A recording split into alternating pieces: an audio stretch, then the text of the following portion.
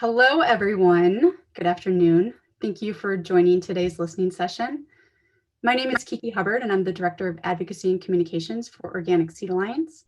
I'm joined today by our Outreach Director, Kathleen McCluskey, who will be co-moderating today's session with me. And we're also joined by our colleague, Jason Cavatorta with EarthWork Seeds, who's joining us today to present some important information on the topic of excluded methods to help set the stage for today's conversation. I want to first thank our co-hosts of this event. They include the National Center for Appropriate Technology, as well as the Society of Organic Seed Professionals. Both of these organizations have provided incredible support in the way of planning, promoting, and pulling off this event. So thank you so much again to our co-hosts. And we also want to thank you for joining us today and taking time away from your busy day to engage in this excluded methods conversation. I think we all know that this is a topic that is rather complex and nuanced, but one that is important in the context of organic integrity. With the challenges presented by the current pandemic and with the new administration taking control in January, my team at Organic Seed Alliance believes that it's more important than ever to be creating these virtual gatherings for timely discussions like this one so that we can be informing organic policy recommendations moving forward. And today's listening session is part of a series that OSA has been co-hosting with our partners throughout this past fall and into this upcoming winter. I want to let you know that our next listening session is on the topic of GMO contamination in seed. This one will be held on January 19th at the same time. So that's 1 p.m. Mountain Time, 3 p.m. Eastern. And you can find more information about this listening session as well as other events at our website at seedalliance.org. Before jumping into our program today, I'm going to pass the mic over to Lindsay Wyatt to share a little bit about the Society of Organic Seed Professionals and how you can get involved. I want to note too that many of the board members of this society are joining us today and are ready to help answer questions on this topic in the chat box. And we're so grateful for their support in this way. So with that, I'm going to pass it over to Lindsay.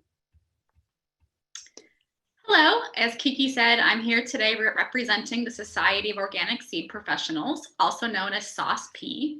For those who haven't heard of us, we're a member-based organization that seeks to develop a community of students, academics, and organic seed sector stakeholders that can advance organic plant breeding and seed systems research. SOSP grew out of our annual Student Organic Seed Symposium, which is dedicated to bringing together graduate students working in the organic seed sector. We have additional SOSP programming, including seminar speakers, a book club, monthly career development workshops, and much more to come in the new year.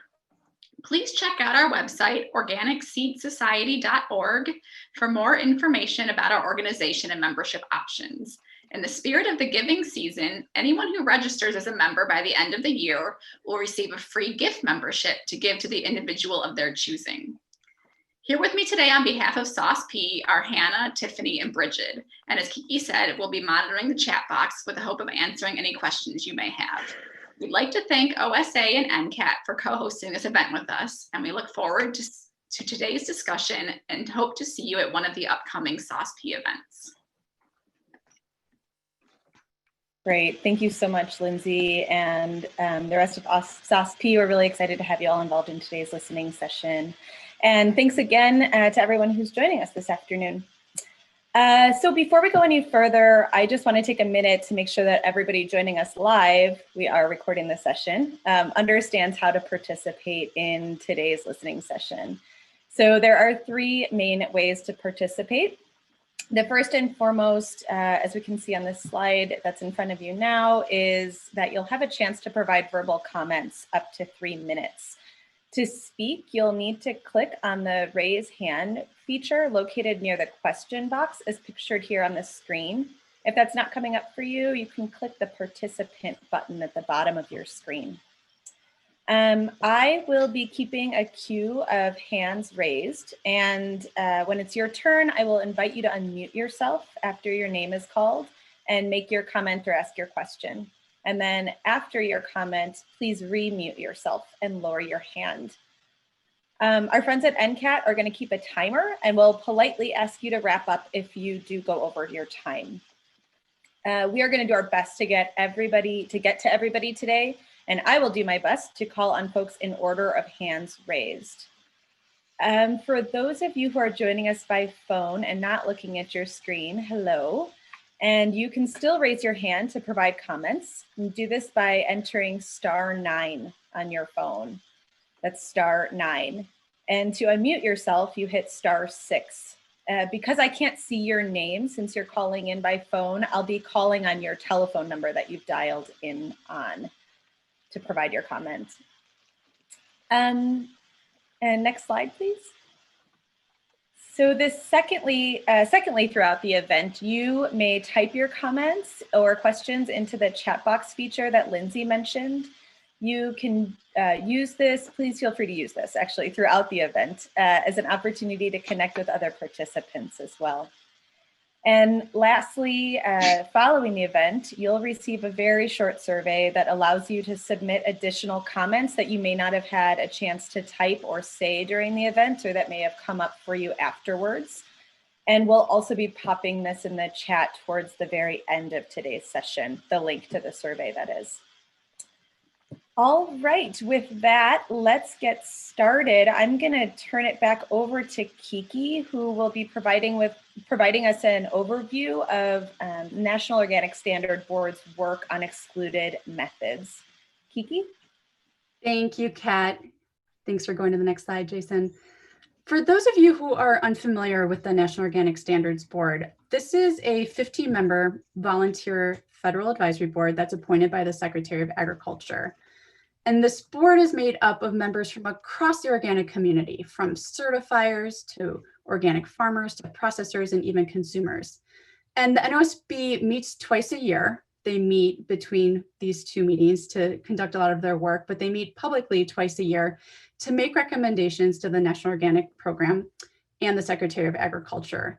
And these recommendations aim to improve and clarify aspects of the organic rules and how they're enforced. So starting in 2013, the NOSB began work on this area of excluded methods. And since that time has published nearly a dozen documents on the topic. The board's work in this area was prompted by the reality that, especially at that time, crop improvement methods were evolving rapidly and in some cases had outpaced regulations that oversaw new forms of these technologies, especially in the area of biotechnology. So the NOSB took it upon themselves to help the organic community better understand which breeding techniques may or may not align with the excluded methods definition in the rules. And so we're going to pop that definition in the chat box right now for your reference. So fast forward to 2016, the NOSB passed a pretty lengthy proposal that aimed to establish a decision-making framework for evaluating which of these techniques should or shouldn't be excluded from organic production.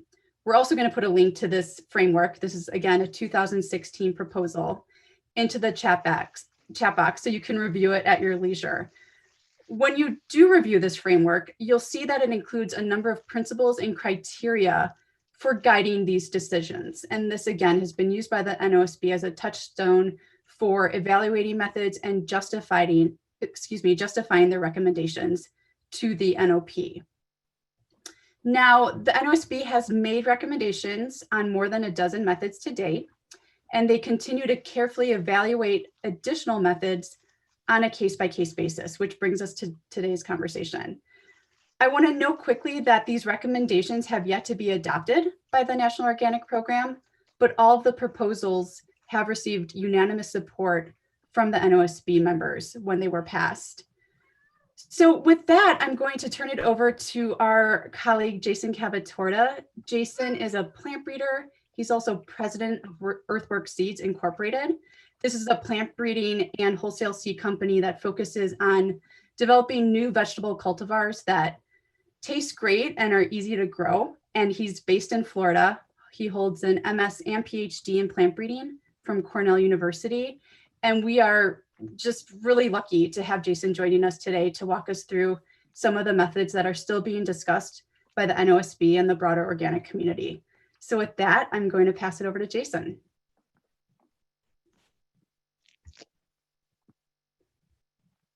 Hi, thank you very much for that intro, and nice to be here with you all virtually. We just thought it would be maybe a useful exercise to kind of go through some of these methods and provide just a little technical information about exactly what they are to kind of frame the following discussion. We don't want to spend too much time doing this, so we'll go through fairly quickly. But before we kind of do that, I hope to impress upon you kind of the importance for people like me to know what methods are allowed and what methods are not allowed. It takes, between 5 and 10 years to develop a new variety. And I want to make sure that I'm doing it in a way that's going to be allowed under organic production practices.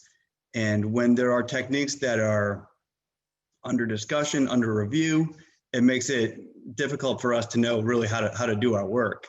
And having a clear framework, whichever way the decision goes, will be very useful for the development of future varieties. So maybe if you wouldn't mind, please go into the next slide. I'll just jump right in. There are some methods that are excluded from being used in organic production practices. And that means that a variety that is grown under organic methods cannot have been developed using some of these techniques. Here's the description of an excluded method. It's a variety of methods used to genetically modify organisms or influence their growth and development by means that are not possible under natural conditions or processes and are not considered compatible with organic production.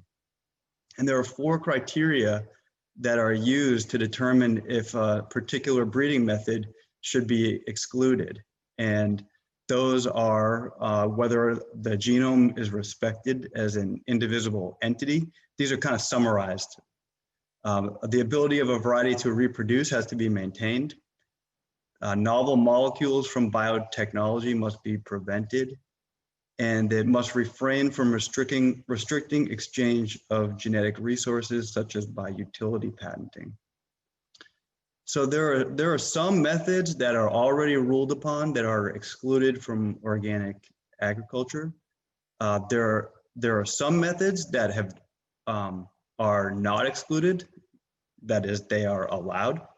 And there are other methods that are currently being reviewed and are to be determined. And so I'd just like to go very quickly through some methods that are already excluded. They're worth mentioning, but we don't really need to discuss them because there's already been a ruling made on those. And those are on the next slide. So genetic engineering or GMOs, not allowed. You cannot use a GMO variety under organic practices. There are some new techniques such as gene editing and gene silencing. You may have heard a lot of talk in news stories about CRISPR. That has been ruled not allowed under organic practices. There are some accelerated breeding techniques such as reverse breeding and genome elimination that are not allowed. Synthetic biology is not allowed. Cloned animals. And transposons that are activated using nucleic acids are not allowed. So those ones, the book is already closed, and it's a very clear answer for people like me to know if we want to develop a variety to be sold to organic farmers, we cannot use those particular methods. On the next slide, we have methods that have been reviewed, and these are actually allowed. And so Plant Breeder is allowed to use a marker-assisted selection, and this is basically like doing 23andMe for plants, where you basically look at the genetic fingerprint of the plant and find out information about what disease resistances it might have, or what quality traits it might have by just looking at the DNA but not actually changing anything. They actually have allowed transduction into bacteria, that is foreign DNA being introduced into bacteria. That actually is allowed, and the two examples I was able to find with that are used in the dairy industry. So that's organic milk with recombinant bovine somatotropin and lactase. And this is a very interesting case, embryo rescue. So sometimes when you make a cross between a very distantly related plants, the cross is non-viable and you cannot recover seeds that grow from that cross. The plants are just too distantly related and there's a problem genetically with that cross. But you can go into the seed here, in this picture down here, you can see they cut the seed open longitudinally and they remove the very small embryo that's just been developing just a few days after pollination. And you can actually take that and you can put it on a growth media to kind of support that embryo and get it to turn into a plant. And this has been used many times over history to bring in important disease resistance genes into plants and things like that. And just recently, I think it was last year or the year before, they decided to allow that under varieties for organic production. Okay, so now the methods that are currently under review, there's 5 of them. They sound very technical. We're gonna try to just talk about them quickly and break them down into what they are just simplistically. And there are 5: induced mutagenesis. Number 2 is a technique called tilling. Number 3 is a cell or protoplast fusion. Number 4 is doubled haploids, and 5s are transposons that are induced by a synthetic stress. And I want us all to imagine that we are the review board in charge of making this decision. And we may not be scientists, we may not be experts in this field, but we have to have a basic understanding of what this technique is, and we have to make a decision. And that can be very hard. And there is, I think, a lot of tendency for these decisions to get kicked down the road. No one wants to go one way or the other. And that makes it very hard for scientists who are trying to develop varieties when things just get stretched out over years and years and nobody can actually make a decision. And so we have decided to put you all on the spot today. And after each one of these methods is introduced, we're going to have a poll. And there's only 2 options on that poll. There is a yes or there is a no. And there's no third option, which is I don't know. So we want you to kind of imagine that you are in this situation where you have to make a call. And you'll have 30 seconds to answer. It's an anonymous poll. And we'll show the results right after people vote. Okay, so if everybody's ready, let's talk about the first technique. This is induced mutagenesis. Okay, sometimes plant breeders will actually mutate plants and they will look for interesting things that come out of that mutant population. This has been done for decades, and they use different kinds of mutagens to introduce those changes. They can be chemical mutagens, they can be X-rays, fast neutrons, or ion beams are just some of the ways they can do it. It's very science fiction sounding, but basically you take a bunch of seeds or young plants, you can mutate them and grow them out and look for changes. And it sounds far-fetched, but actually many of the varieties that are grown today have been developed in this way. And we tried to list some examples on this page.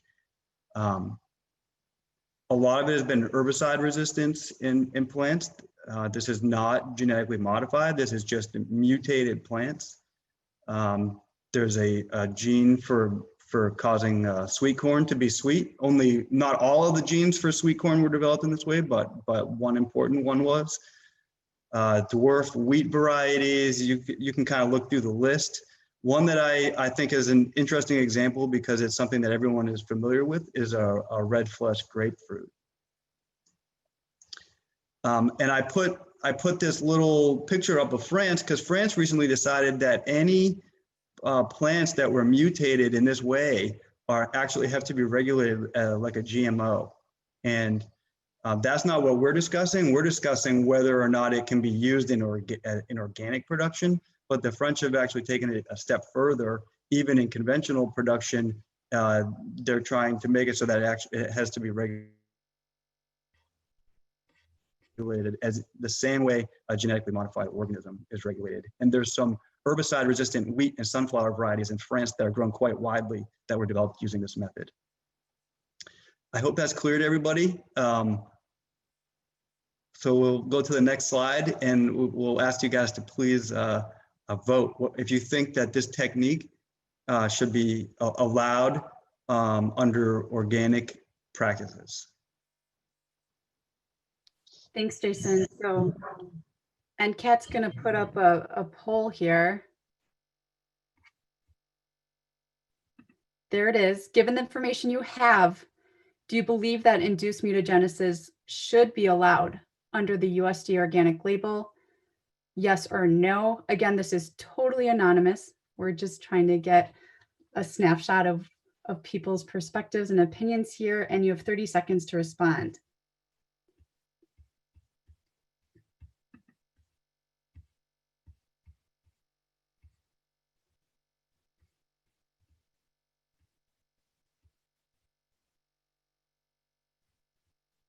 All right, 10 more seconds.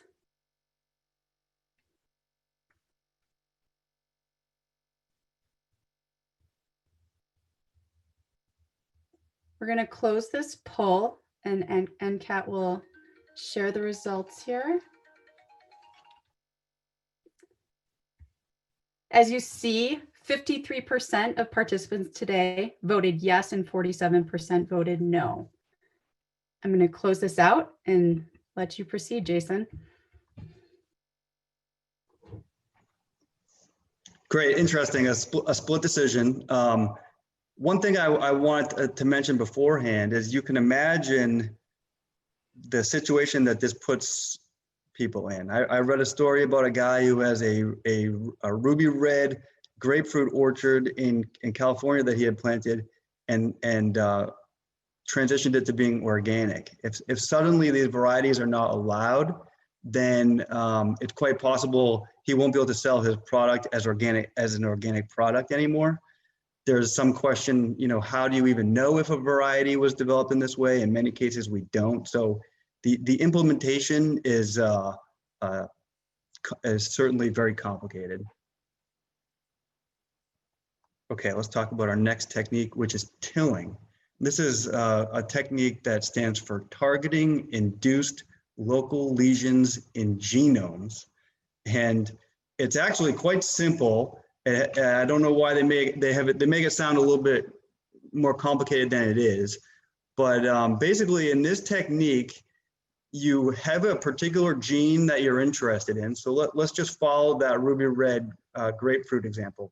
Maybe you have a typical grapefruit variety, and you know the gene that causes it to develop red flesh, and you want to find a mutation in that gene that causes it to become red. You could mutate a bunch of grapefruit plants, and then you could go in individually and look at the gene of all of those 10,000 plants, just trying to find one that is mutated in that particular location. The mutation itself is not directed, it just is a random mutation throughout the plant. And then you screen a large number of plants to find one that has that particular mutation. To me, this is a redundant decision with induced mutagenesis. The only controversial part of this step is the mutagenesis. So if you are okay with induced mutagenesis, it seems to me you would be okay with this technique, and if you weren't, you wouldn't. There's no additional steps that, aside from sequencing the genome, that I think are controversial to people. I hope I explained that well. I think we'll go to the voting step now. All right, we're gonna look at the next poll here. Here it is. Given the information you have, do you believe that tilling should be allowed under the USDA organic label? Yes or no? Again, this is anonymous and you have 30 seconds.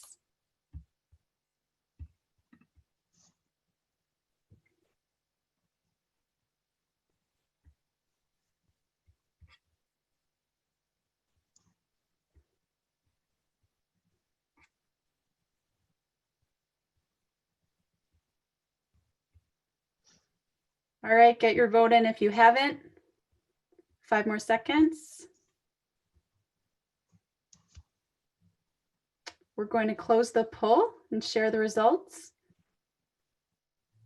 And we see that of participants today, 61% say yes and 39% say no.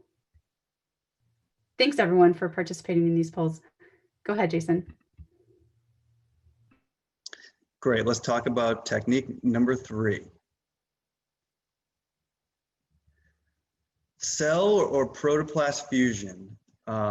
So just to clarify what a protoplast is just a plant cell that has had the cell wall removed. And if you want to fuse 2 cells together, the first step you need to do is remove that cell wall.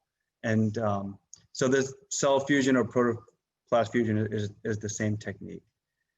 In plant breeding, you can take some plants into the laboratory and you can actually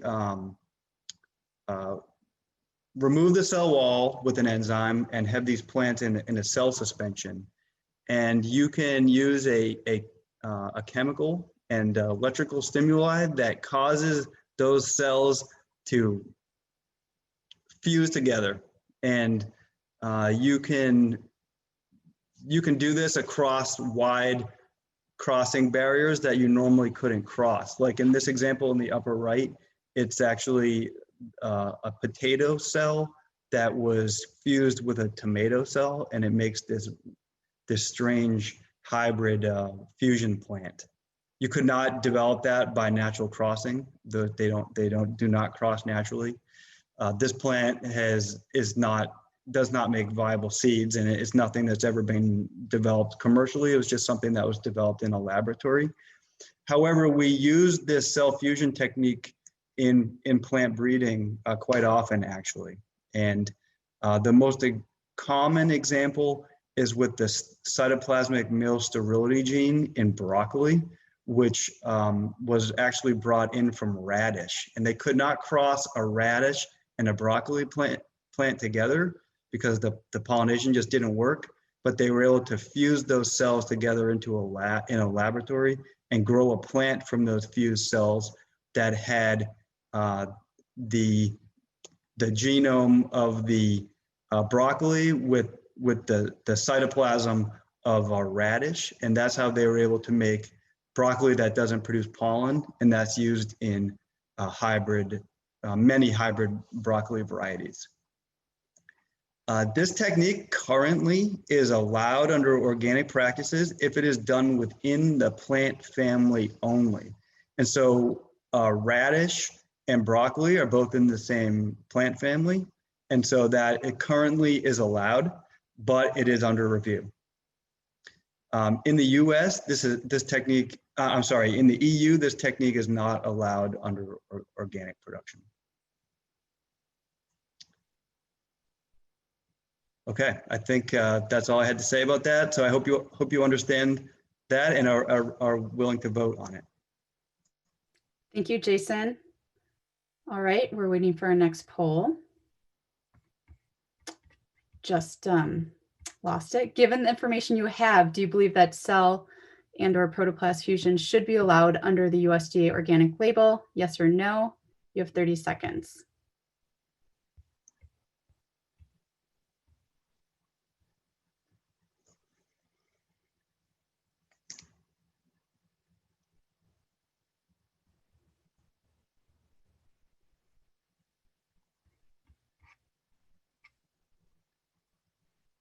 All right, thanks for your quick responses. 5 more seconds.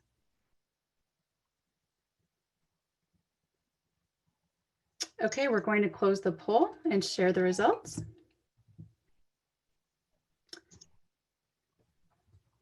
We have 43% responding with yes, this should be allowed, and 57% say no. Moving on.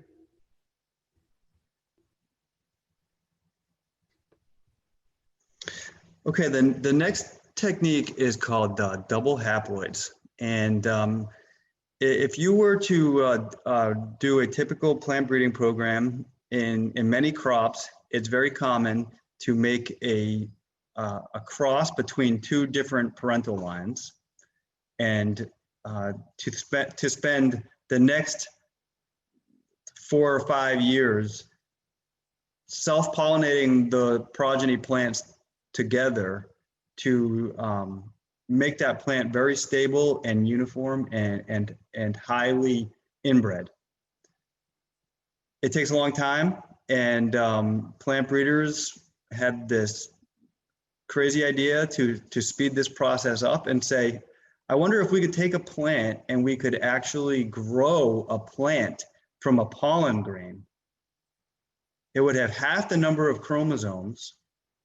We could then double the number of chromosomes in that plant and make it completely inbred in one fell swoop. And they can actually do this in some plants using pollen grains, and in other instances they use an egg cell.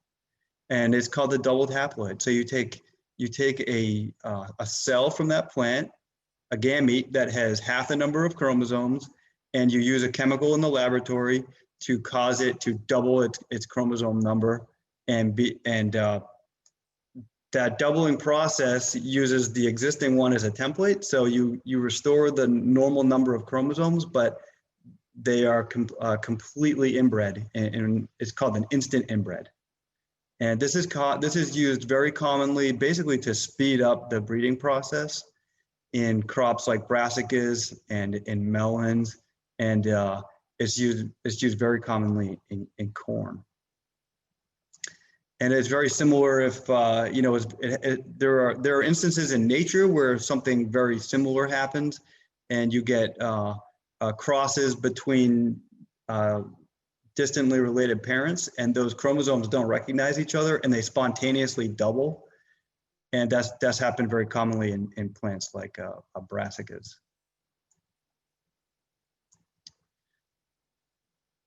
Okay. All right, time to vote. You'll have 30 seconds. Given the information you have, do you believe that double haploid should be allowed under the USDA organic label? Again, this is anonymous, yes or no. Thank you.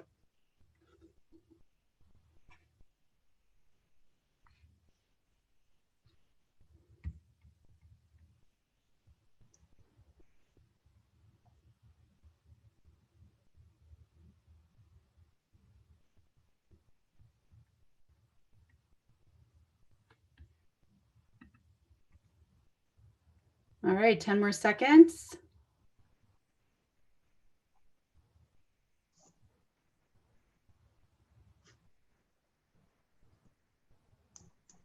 All right, we're closing the poll. Here are the results. 63% of participants today say yes, this should be allowed under the USDA organic label. 37% say no. Thank you again for your responses.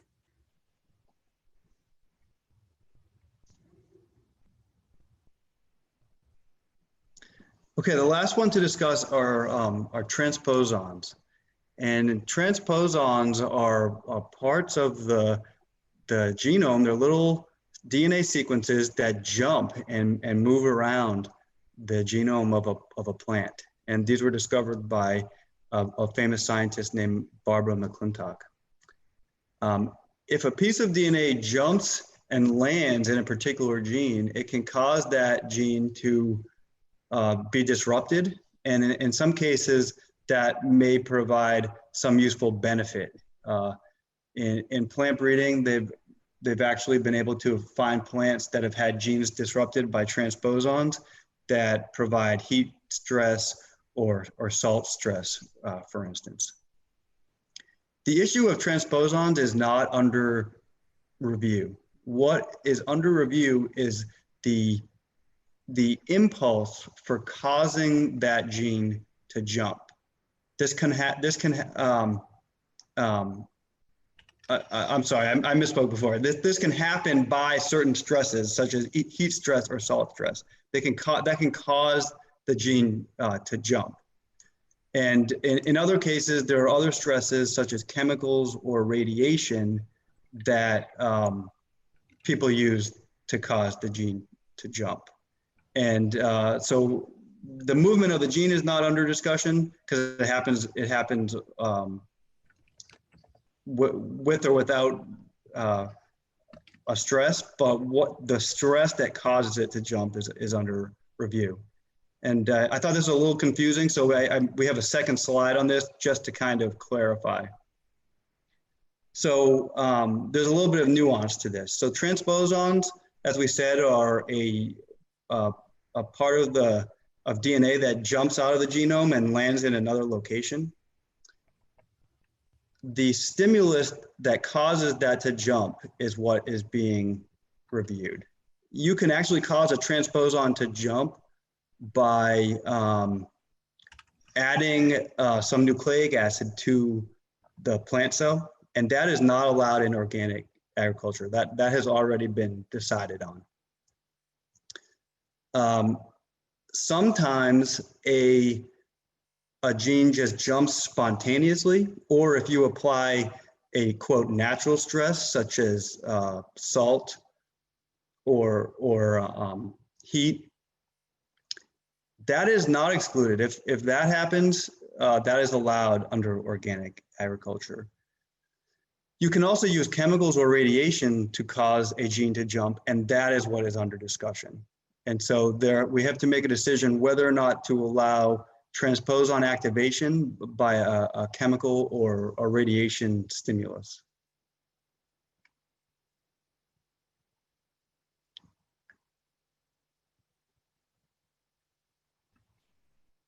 I think we're ready to vote unless there's any quick questions about that one.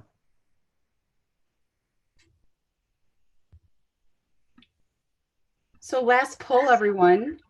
Given the information you have, do you believe that transposons should be allowed under the USDA organic label? Yes or no? This is anonymous. You have 30 seconds to respond.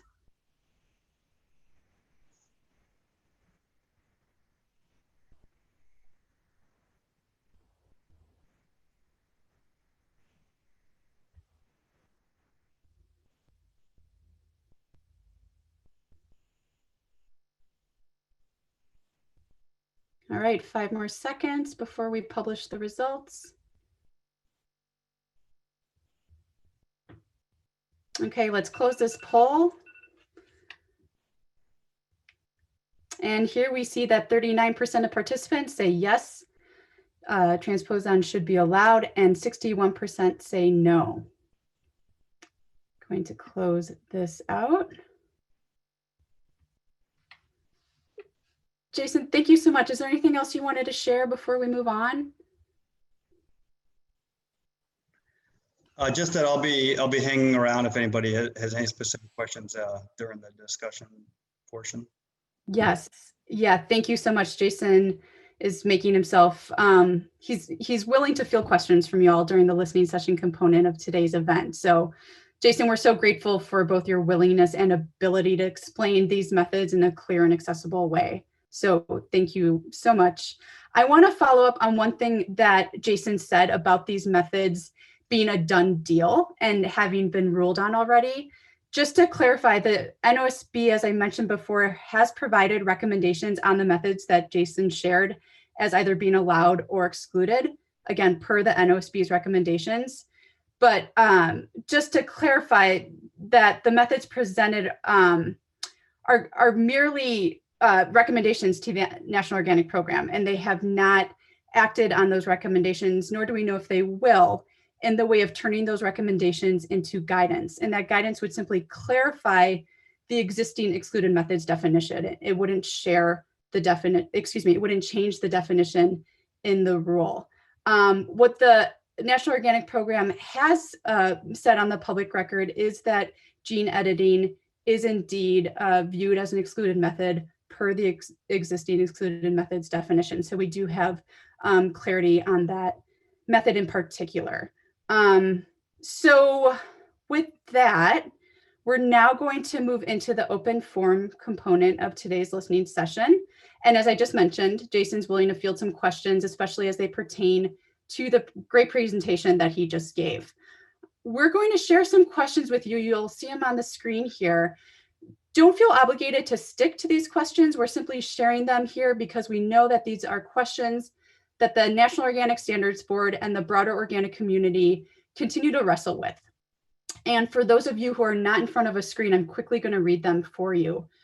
These questions include which of these methods, the methods we just discussed, are already being used to develop seed used by organic growers. This includes both certified organic as well as untreated conventional seed. Secondly, if so, would excluding any of these methods in question leave organic farmers in a lurch? Third, which of these methods can be tested for and which cannot easily be traced? And finally, is there a better way to approach this topic that emphasizes the philosophies of the organic movement? Just a reminder that the input gathered today will inform future educational events on this topic, as well as policy recommendations in 2021. And with that, I think we'll get started. Just a few reminders.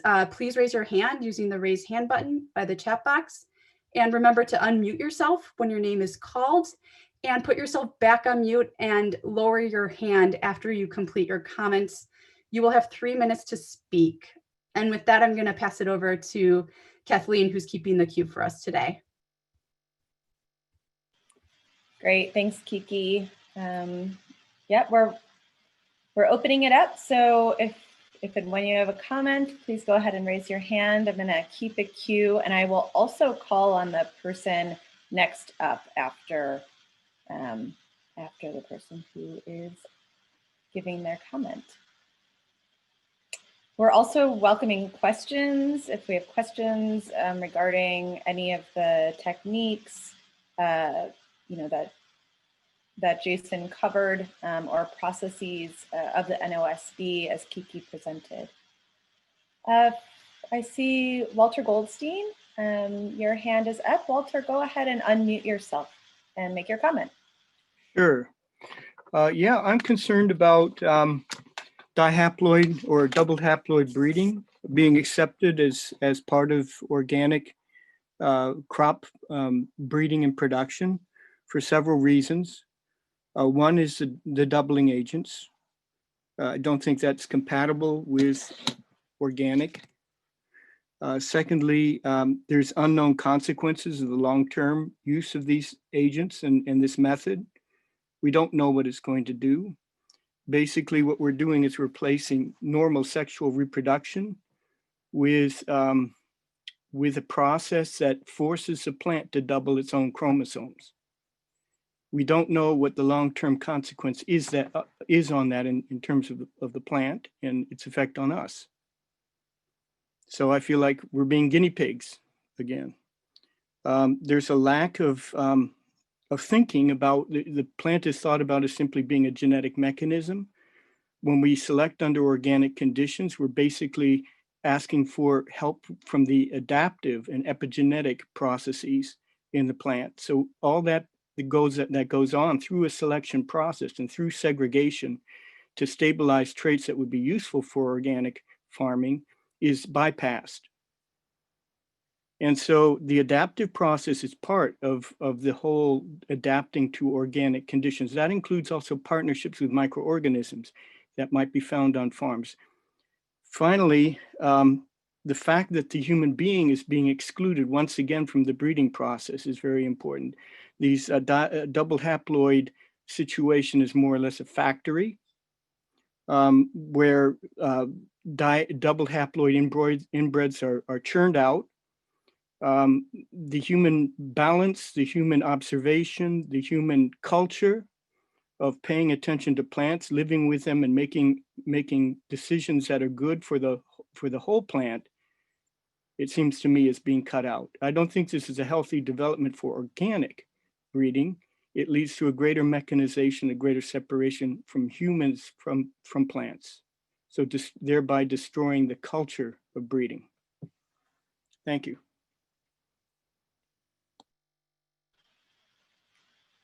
Thank you, Walter, for your comment.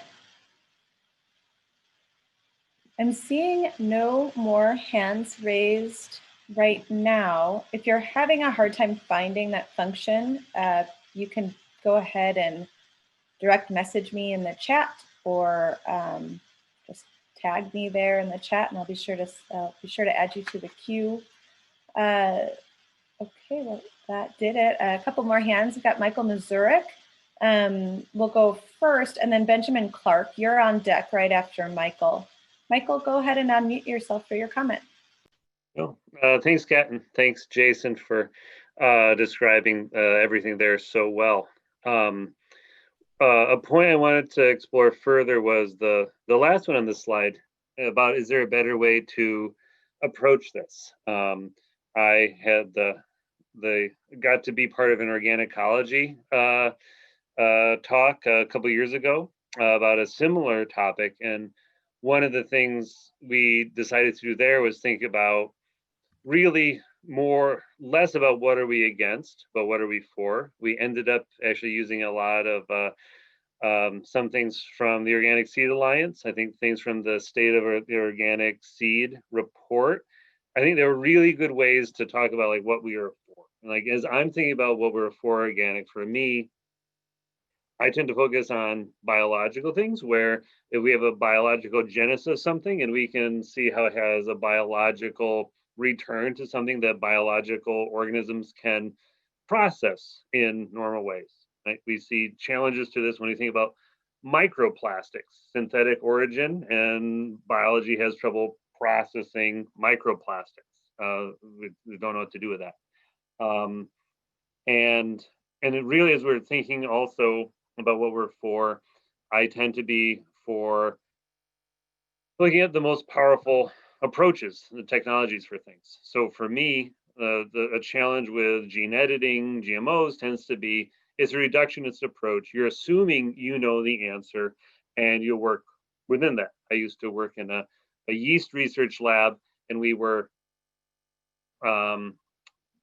set ourselves apart from another lab that was doing similar work, where they were making induced known mutations to study them. We were looking at induced mutations that were always a surprise to us as what they could be, and how the organism can make other mutations, reversions to compensate. And the big thing there was there's so much that goes on that we don't know. If you think about the GMO approach in terms of what is the known you're working within, I have a pepper that has no heat and it tastes good. If you put in the no heat gene, it doesn't always taste good. That's where the breeding comes in. We still don't know any about that. So I think the ability to work with the unknown, the full power of the genome, is something that's way more than we can with these reductionist approaches. So a couple of things from my personal experience there. It's still a process. I'm still figuring out exactly how I can feel and process about a lot of this. But I think it's this last point on the slide of looking how we can approach this. And even the can it happen in nature aspect doesn't really encapsulate it all, because squash is an allotetraploid. It experienced genome doubling. If you are in Colorado and Denver, you're getting a lot more solar radiation. You're getting a lot more mutation than someone at sea level. Mutation happens with cell division. Horizontal gene transfer does happen. So I think it's thinking about, we have to think about, I hope we think about what are we for, how are we get there, and what's this future we're trying to create. One of the great talks I heard, and I think it's on the eOrganic YouTube channel still, John Navazio did a talk when looking at cytoplasmic male sterility.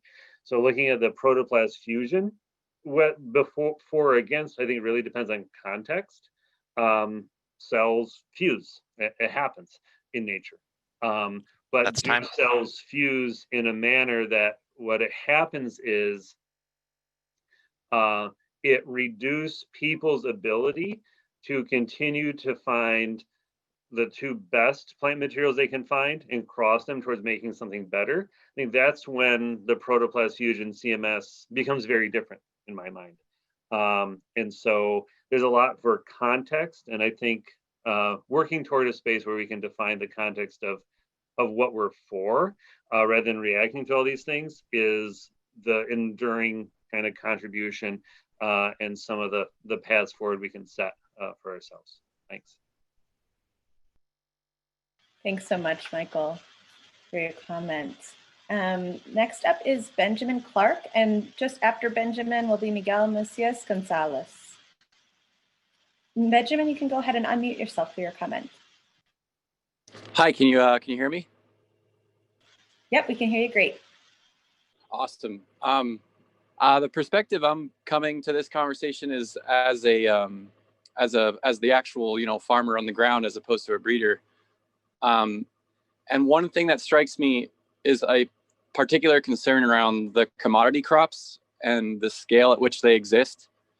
I work for an organic farm in Montana, and we're at over 10,000 acres of organic grains and peas and lentils. And for us to source seed, we buy it by the truckload, and none of it's organic. It's all raised, certified conventional, untreated, obviously, but the scale at which our input of seed exists is a much different scale than that of your organic vegetable farmer. And it takes a lot of land to produce that seed. And a lot of these methods that we're talking about would, I believe, expand and accelerate the production of organic seed, in particular among the commodity crops like the small grains and things of that nature that really do have a huge amount of real estate on our landscape. And so the thought that I just wanted to add to the conversation is that we're talking about a really small addition of chemicals in a laboratory in order to sort of precipitate the genetic material we need to raise in our organic system.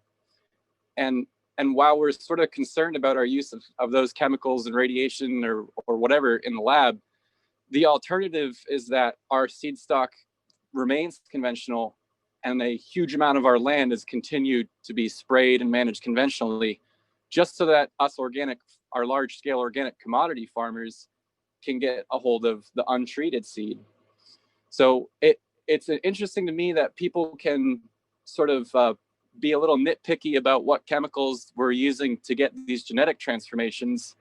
But at the same time, it seems like the whole theory of organic is to get the chemicals off our landscapes.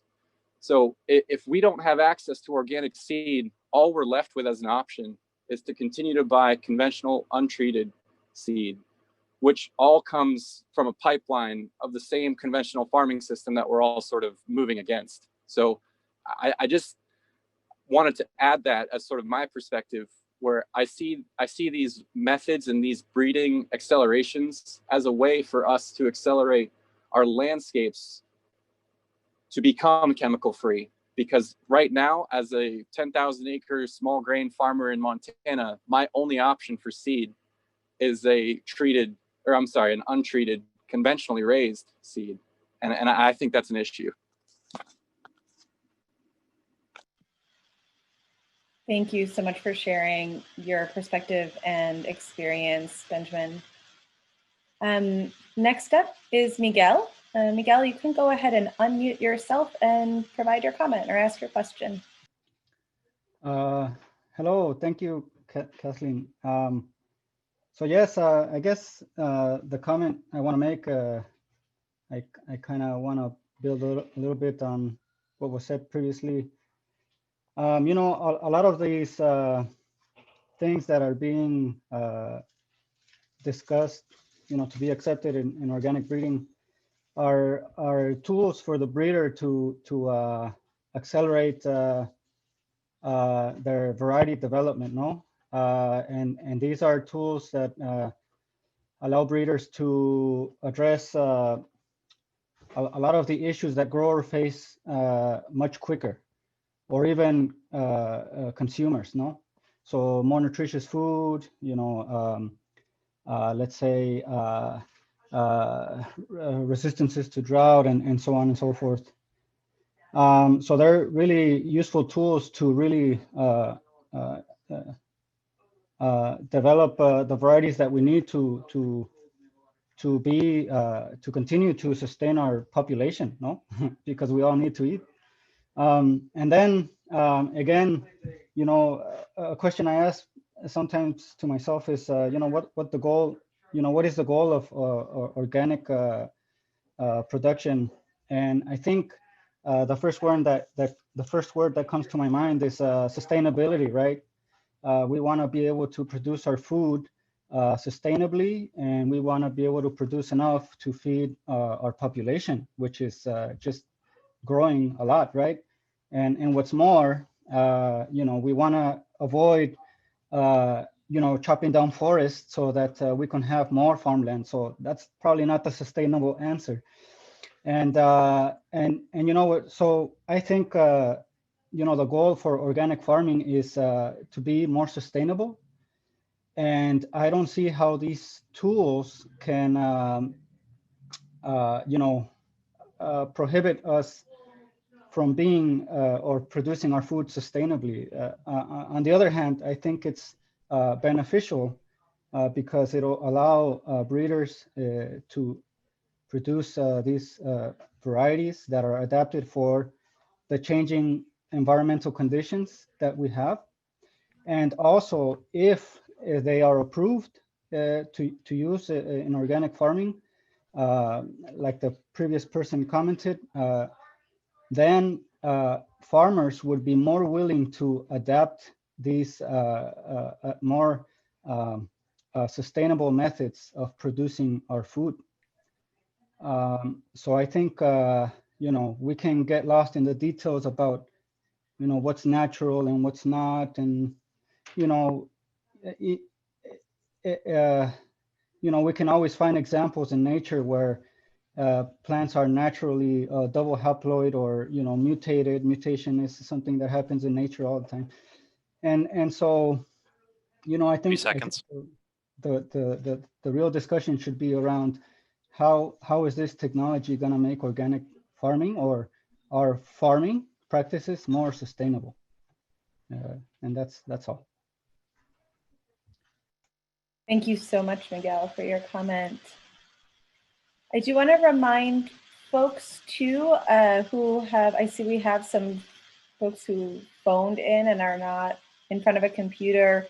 And just to remind you all, you are welcome to provide comments or make questions. You can do so by raising your hand by pressing *9 on your phone. Kat, there is a question in the chat box for Jason.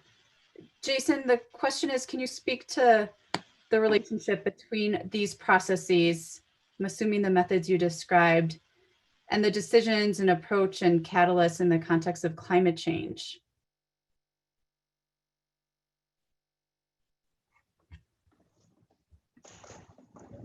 Sure. I think in most cases, there's not a real direct link between, you know, self-fusion and climate change, for instance. But, you know, one thing to consider, just to Miguel's point, is anytime you take away a tool from the toolbox of a plant breeder, you kind of make it maybe a little bit slower for them to develop new varieties. And some of these techniques, especially doubled haploids, really can speed up the breeding process.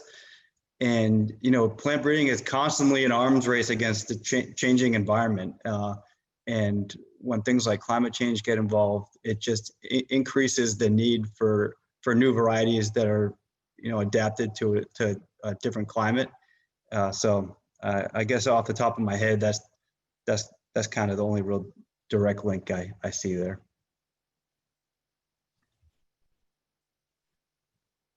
Thanks, Jason, and thanks for the question out of the chat box. Pardon me, but I'm not sure who that came from. I do see Heron Breen has his hand raised. Heron, do you want to go ahead and unmute yourself and make your comment or question? Yeah, I think that there's one part of this that's being left out, which is the grandmothering in of techniques and also of germplasm that has been previously altered by these techniques, which goes back, some cases, literally 100 years. And it's really a great point that we get to be at this place after, 80 to 100 years of not having to be Burbank and Eder, spending decades trying to cross wide species together to find disease resistances or higher quality. To be able to have this discussion at this point after all of these techniques have been utilized to create both OPs and hybrids for over 60 or 70 years.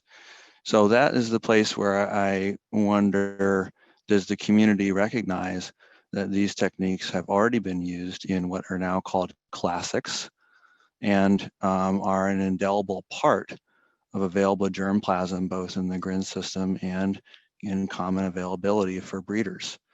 So it's a question of, if we discuss this going forward, what does that say about what has come before, given that much of this is undetectable? So that's a question that I think is part of the debate, part of the consideration. How do we justify the evolution that we're at? And I think it's great to have an evolutionary discussion of where we're at here, and saying all the research that we've done, as Michael said, has been from a certain approach, and what is the approach that we want to build forward. But does that mean that the tools of the previous approach are abandoned? Is a really good question to me, and those tools being that active germplasm. Thank you.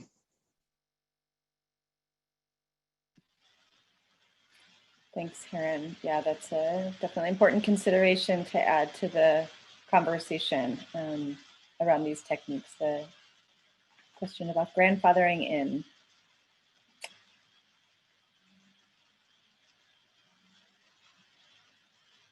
All right. Adrian, Shelton, I see that you would like to comment or make a comment in the chat box, and you are up next. There's nobody with a hand raised right now. So if you want to go ahead and unmute yourself and make your comment. Thanks, Kat, and thanks for this presentation. It's really good to hear all the comments. I think I also want to add another point to this discussion that somewhat ties into what Heron said, is that when we're talking about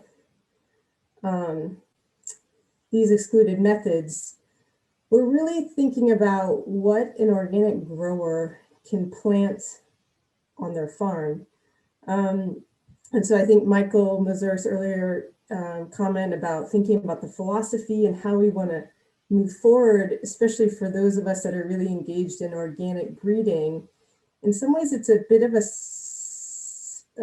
parallel maybe conversation, because in the end, the majority of the varieties that a grower is planting on their organic farm they're not being bred organically. They're not organic varieties. They're conventional untreated seed, as the farmer talked about earlier on his grain farm, and also in the vegetable world. And so when we're talking about whether or not these varieties should be allowed in organic production, it's much broader than, is this something that we hold true in the organic breeding community and what we want to be using as breeding organic varieties, but is this something that a grower can plant on their farm? So in the example of broccoli that Jason gave and being developed, most of the broccoli that's available for organic growers is not organic broccoli, it's conventional untreated seed that was developed using CMS. And so I think that just has to be part of the discussion, is what will it mean for organic growers if certain methods are now considered excluded, and that means that even conventional untreated seed developed with those technologies are no longer allowed to be planted. In some crops, that could have a really big impact on the organic grower's viability as a grower, because all of a sudden there might be a lot of varieties they no longer have access to. And so I think that, you know, encouraging the discussion of how can we think about this whole issue differently and how can we develop what we stand for in the organic breeding world is really important. And when we think about the sort of practical implications of this particular process with the NOSB, in some ways it's a bit of a different discussion. So thank you. Great. Thanks so much, Adrian, for adding to that, to the conversation and the context. I see Brian Baker has his hand up to make a comment or ask a question and add to the conversation. And I failed to mention before, if you could introduce yourself now that we've gone through a few folks, I apologize. But Brian, if you want to go ahead and unmute yourself and introduce yourself and make your comment. Hi, yeah, Brian Baker. I wear a few different hats, so don't want to spend a lot of time introducing myself, but I guess the most important one, or most recent one, is that I've been extended as affiliate faculty at Oregon State University for a few more years, and been working with Pat Hayes on a barley breeding project, among other things. So anyway, I'm wondering if we're asking the right questions and looking at things through the lens of everything being in the standards. I think we need to ask ourselves, what are the shoppers looking for? A lot of this discussion is really not being driven by the breeders or the farmers. It's being driven by the market and consumer preferences for food that is not genetically engineered. They're not looking at these techniques with the same granularity, with the same kind of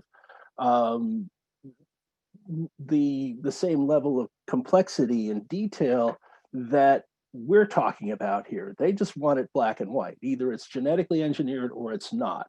And I don't know if we can ever get to that point. We're looking at excluded methods in the regulation being something of a stopgap. It's really a euphemism. It's not really a useful tool for deciding what we want and what we don't want. I fully agree with Michael Mazurek that we need to talk about what we are for, and there are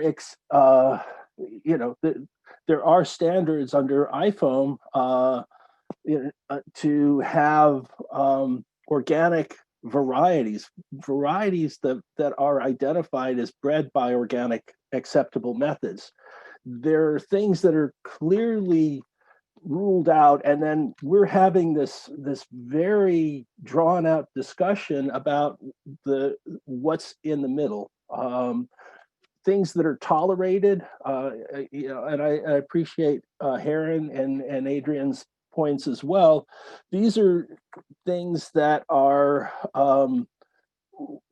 we have accepted, even if they are not really compatible with organic principles. We just sort of go along with them, and I appreciate the situation of organic farmers who are pretty much having to source non-organic seed year after year after year without any organic sources being developed. So I think that we need a more nuanced approach, and we can't look at everything through the lens of being a standard, and we cannot expect the NOSB and NOP to solve this problem anytime soon, given the backlog and all of the things that are on their plate right now. So that's, I guess I'll stop there. Thank you so much, Brian, for adding your comments and perspectives to the conversation.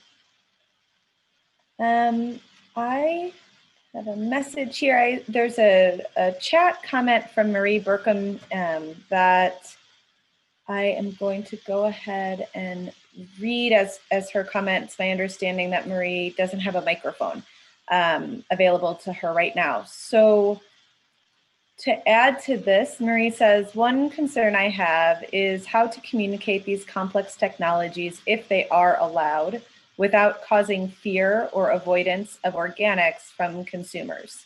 Many consumers choose organics because it is free of GMOs. Using the term, quote, occurs in nature, unquote, is very misleading. For example, corn could not occur in nature and is a common staple food. So thank you, Marie, for adding that comment to the conversation today. Brian, I'm going to go ahead and ask you to put your hand down just so you don't throw off my cue keeping. But I see that Stan Bates has his hand up. Thanks, Brian.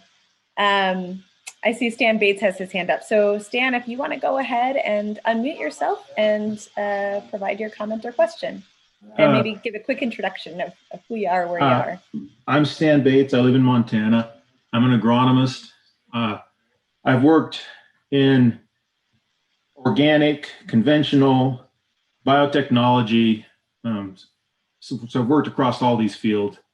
Really, the only reason I commented is Marie is sort of wrong on one thing. Corn does occur in nature. Recently, they found a wild corn that fixes its own nitrogen. Mexico. So just a little bit of misinformation that's out there, but corn does occur in nature and has for thousands of years. So just to make sure that stays correct. Thanks. Thank you, Stan.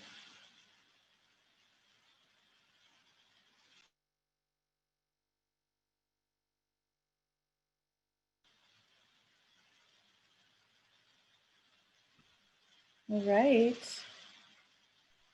Kiki, do you want to go ahead and pop the survey link into the chat box? I know we're over the 1 hour mark and I think folks are dropping off a little bit, though there's still several on the line, but just in case folks have to hop off before the hour.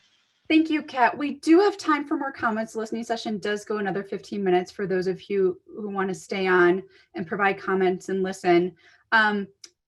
Jason, if you want to go to the next slide, I just want to point to our post-event survey. It's a SurveyMonkey link that I just popped into the chat box. You'll also receive this following the event in the coming days. But this is another way for you to provide additional feedback, and we'd also love to hear from you how this event went. If it was useful to you, if you have ideas for how to improve it. Again, we're just so grateful for you taking time today to join us for this important conversation. I also want to remind you of our next listening session that I mentioned at the beginning of this event. The next one will be focused on GMO contamination at the seed level. That is January 19th at 1 p.m. Mountain Time. And if you want to stay up to speed on the NOSB's work on the topic of excluded methods and other areas of policy work that involve organic seed in particular, please sign up for our newsletter on our website. You can subscribe there for policy alerts, and we'll be sure that you're aware of any discussion documents or proposals related to this topic that are open for public comment. The National Organic Standards Board wants to hear from you, wants to hear from stakeholders on this and other seed-related topics. So this is one way for you to stay engaged in this conversation moving forward. With that, do we have any other hands raised or any other comments or questions in the box that we want to share, Kat? I don't have anyone else with hands raised, and I think we captured most of the comments.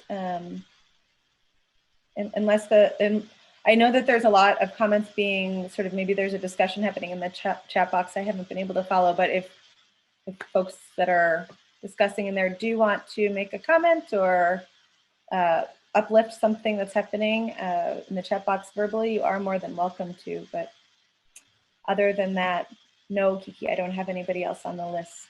Oh, thanks. I will share too that as part of this post-event survey, again, the SurveyMonkey, I'm going to include it one more time just so that it's fresh in your chat box. There's also an opportunity to share your name and email address with other participants choosing to share their contact information.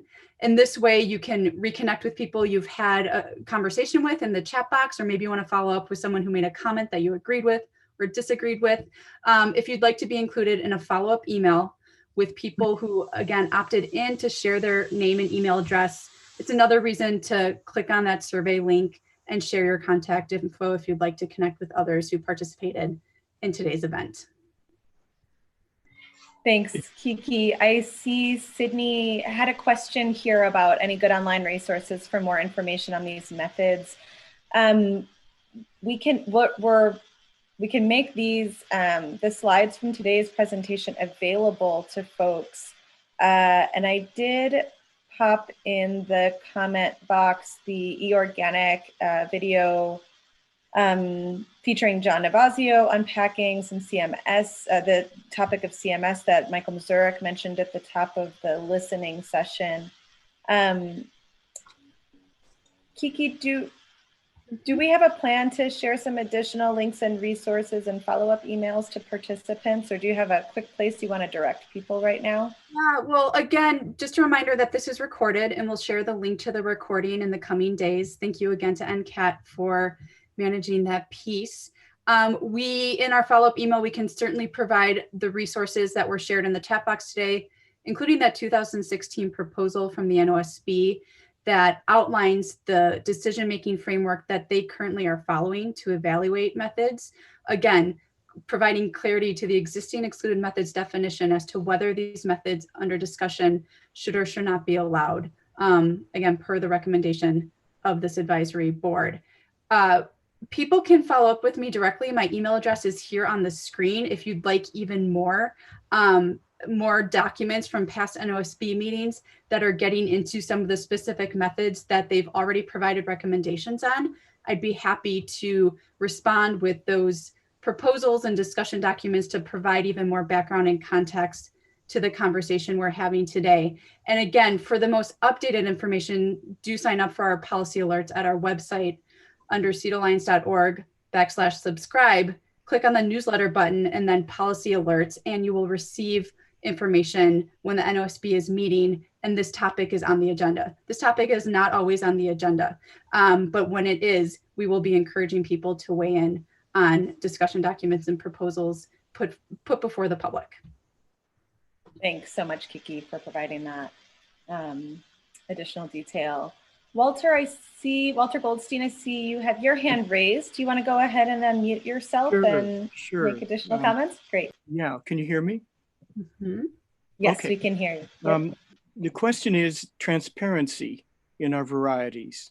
We don't have any way for the consumer to be able to check what has been done with an actual cultivar.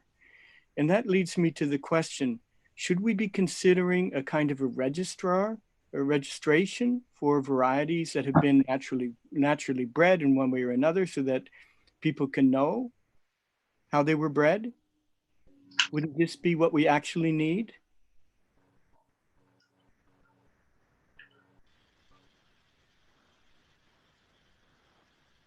Thank you, Walter. That's an idea. Walter, does anyone want to respond to that? Do any seed companies on the line want to answer the question around transparency?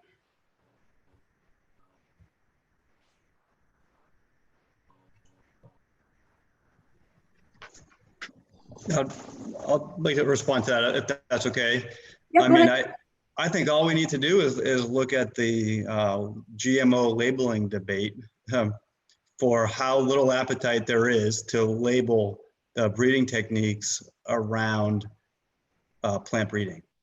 And if you can't get someone to mandate labeling of a GMO, I would say you're much less likely to get somebody to mandate labeling of a double haploid, for instance. And I personally think that as many people have commented today, the value to many people of the organic label is that those methods are excluded. And that's why these decisions are so important, because in absence of labeling of breeding techniques, The only thing that people have to go for is the organic label. And so having that clearly defined so that people know what it does and what it does not stand for, I think is that much more important. Thank you, Jason. And thank you for your question, Walter. Brian Baker, I do see your hand raised. Hold on 1 second before you make your next comment. I do want to just lift up a comment from Jim Myers in the chat for folks. He's included a crop science article detail here in suggesting that it is a good follow-up resource to Michael Mazurek's comment earlier about, and several others about what are we organics for. So thanks for that, Jim. Brian Baker, go ahead and unmute yourself and make your comment. I think after that, after Brian, we'll have room for possibly one more comment. Yeah, I appreciate Walter's call for transparency. As far as a registry goes, I think we need to look at Europe and what the seed registries have done there in the various member states. And there, I don't see the US having the same kind of regulatory climate or the same appetite for that kind of government control over what farmers can plant. And I think that would be tough. Another thing is that the bioengineered labeling regulation did get finalized, and it is scheduled to go into effect. We'll see how much the USDA actually implements it and how it gets and what kind of compliance there is from companies that are subject to the new GMO labeling laws. But it is on the books, and there is a serious, my personal opinion is that there is a serious disconnect between the bioengineering labeling regulation that is to be enforced by USDA and the National Organic Program. Other people may not see that disconnect, but there are a lot of these techniques that we've been discussing that are not subject to GMO labeling or bioengineered labeling under the new regulation. Thanks, Brian, for that addition. Okay, it looks like Walter has another comment, and this will conclude the comments of the listening session. So Kiki might have a couple of other follow-up things to mention, but Walter, do you want to go ahead and unmute yourself for your comment? Yeah, sure. I think what I was speaking about wasn't a governmental registration, but rather a voluntary registration of companies that wanted to participate in a sort of a partnership with consumers and letting them know how the crops were being bred, and that might provide a kind of an area in which companies could get involved in, both purchasing companies of products, but also seed companies, and build a kind of something in between that would not be governmental, would be self-regulated, and would allow new opportunities for seed companies. Thanks for expanding on your previous comment, Walter. Yes, thank you, Walter. Jason, can you go to the last slide, please? Thank you. I just wanted to thank our co-hosts once again, the National Center for Appropriate Technology and the Society of Organic Seed Professionals. We hope you found today's forum helpful in better understanding some of these methods and also understanding the process that is currently underway to help provide clarity to these methods and the decisions, conversations and decisions happening that will happen down the road in the context of organic policy. Please keep in touch. And once again, thank you for joining us today, and have a great rest of your day. Be well.